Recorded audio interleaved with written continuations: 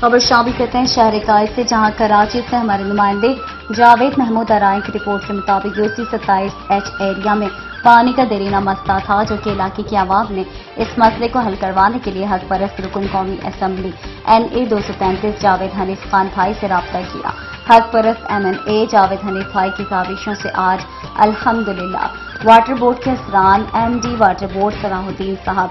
XCN याकूब लाखों साहब ने